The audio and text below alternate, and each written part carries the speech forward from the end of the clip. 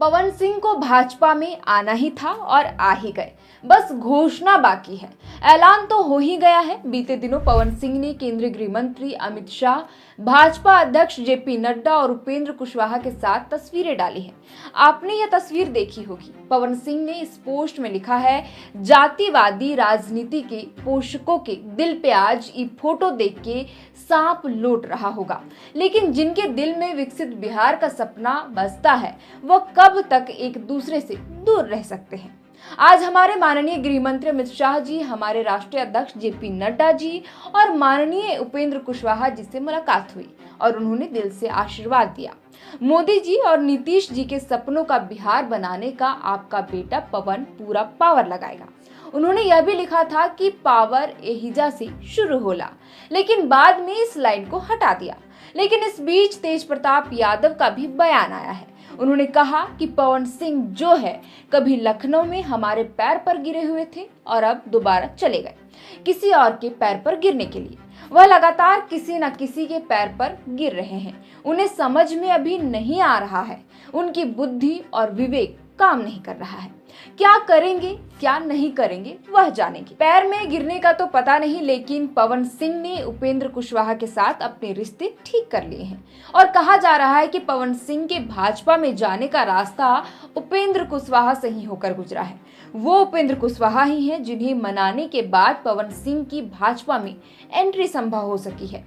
सवाल है कि उपेंद्र कुशवाहा पवन सिंह का साथ क्यों दे रहे हैं? उनकी पार्टी का इस पर क्या रुख है? भाजपा ने पवन सिंह को क्यों स्वीकार किया और उन्हें कहां से टिकट दे सकती है? साथ ही पवन सिंह की पत्नी ने काराकाट से ही विधानसभा का चुनाव लड़ने की घोषणा की है। क्या उनकी पत्नी भी भाजपा में शामिल हो सकती है? क्या दोनों को टिकट मिल सकता है? आज इसी मुद्दे पर करेंगे चर्चा और बताएंगे आपको कि आखिर पवन सिंह को किस सीट से चुनाव लड़वा सकती है भाजपा। नमस्कार, प्रणाम। हमारा नाम है श्यारतन और आप देखना शुरू कर चुके हैं बिहार की राजनीति का सबसे सटीक और सबसे विस्तृत विश्लेषणात्मक कार्यक्रम सियासी कहानी।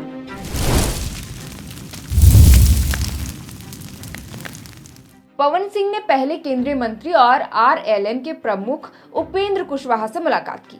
छोटी सी बैठक भी हुई। उसके बाद उन्होंने गृह मंत्री अमित शाह और बीजेपी के राष्ट्रीय अध्यक्ष जेपी नड्डा से भी भेंट की।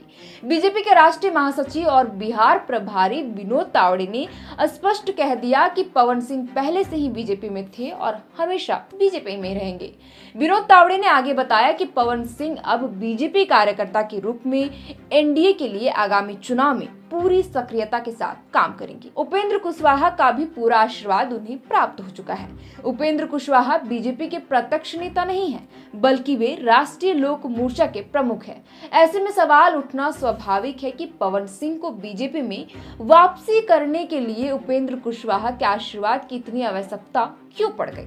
आखिर पवन सिंह की बीजेपी में यह वापसी का रास्ता विशेष रूप से उपेंद्र कुशवाहा के घर से ही होकर क्यों गुजरा? 2024 के लोकसभा चुनाव में उपेंद्र कुशवाहा काराकाट लोकसभा सीट से चुनाव लड़कर हार गए थे। इस हार की मुख्य जिम्मेदारी बतौर निर्दलीय उम्मीदवार उतरे पवन सिंह पर डाली गई। पवन सिंह को उपेंद्र कुशवाहा से कहीं अधिक वोट मिले थे और वे दूसरे नंबर पर रहे थे।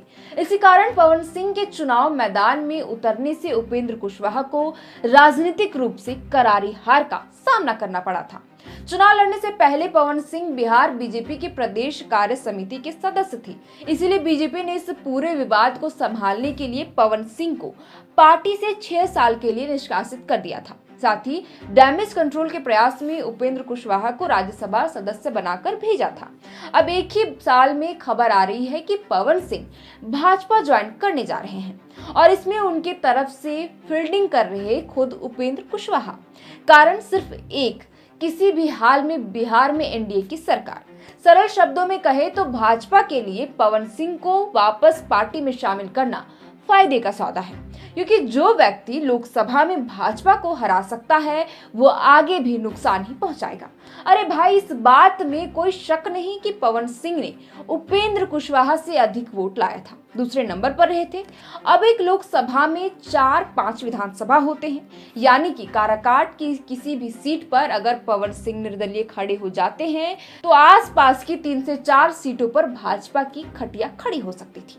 नमूना हम देख चुके हैं। दूसरी तरफ पवन सिंह को भी चुनावी नदी पार करने के लिए किसी नाव की जरूरत थी, क्योंकि तैर के पार करने की कोशिश वे कर चुके हैं और पिछली बार डूब गए थे। फिलहाल दो बड़े नाव हैं, एनडीए और इंडिया गठबंधन। इंडिया गठबंधन में तो उनके जाने की संभावना ना के बराबर थी। एनडीए ही सही विकल्प था।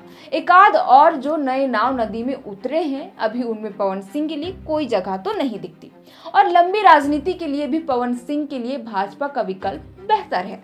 यानी कि दोनों को एक दूसरे की जरूरत थी, इसीलिए भाजपा ने अपने दरवाजे खुले छोड़ दिए थे और पवन सिंह उसमें खुद ही घुस आए। रही बात उपेंद्र कुशवाहा की, उन्हें केंद्रीय मंत्री का पद मिल चुका है और भाजपा के कहने पर वे पुराने गिले शिकवे भुला चुके हैं। जानकारी है कि भाजपा की मध्यस्थता से ही पवन और उपेंद्र कुशवाहा के बीच विवाद सुलझा है। भाजपा ने पवन सिंह को दोबारा इसलिए भी स्वीकार किया क्योंकि उनकी लोकप्रियता और प्रभाव दक्षिण बिहार के इलाकों में बहुत है, जहां पार्टी को पिछले चुनाव में नुकसान झेलना पड़ा था, जैसे शाहाबाद और आरा का क्षेत्र। पवन सिंह के आने से राजपूत और युवा वोटरों में भाजपा की पकड़ और मजबूत होगी। अब सवाल है कि पवन सिंह कहां से चुनाव लड़ेंगे। देखिए, अभी इस बारे में कोई जानकारी तो नहीं है। यूं तो चर्चा कई सीटों पर हो रही है, लेकिन जानकारी मिल रही है कि भाजपा उन्हें आरा की सीट से ही टिकट दे सकती है। लेकिन वह कौन सी सीट होगी, इस पर बात निर्भर करेगा कि वहां भाजपा के पास पहले से कौन कौन नेता है और उनका प्रभाव कितना है। पवन सिंह की पत्नी काराकाट से विधानसभा चुनाव लड़ने की घोषणा की है, लेकिन फिलहाल उनके भाजपा में शामिल होने या टिकट मिलने का कोई आधिकारिक जानकारी नहीं है। आमतौर पर भाजपा परिवारवाद के खिलाफ बोलती है और दोनों पति पत्नी को टिकट तो नहीं देना चाहेगी। अभी तक पार्टी में ज्योति सिंह के शामिल होने की कोई सूचना नहीं है। ऐसे में अगर भाजपा उन्हें टिकट नहीं देती है तो क्या ज्योति सिंह निर्दलीय चुनाव लड़ेगी, क्योंकि उन्होंने खुलकर कहा था कि चाहे जो भी हो जाए वे काराकाट से चुनाव लड़ेंगी। इस केस में भाजपा पवन सिंह को टिकट देगी, लेकिन काराकाट में उनकी पत्नी से ही नुकसान झेलेगी। और अगर ज्योति सिंह को टिकट देती है तो परिवारवाद का आरोप अपनी माथे पर लेगी। भाजपा क्या करती है देखना होगा। फिलहाल इतना है कि पवन सिंह भाजपा में आ गए हैं और भाजपा की ही टिकट पर किसी सीट से चुनाव लड़ेंगे। आपको हमारा यह विश्लेषण कैसा लगा, हमें कमेंट बॉक्स पर लिखकर जरूर बताएं।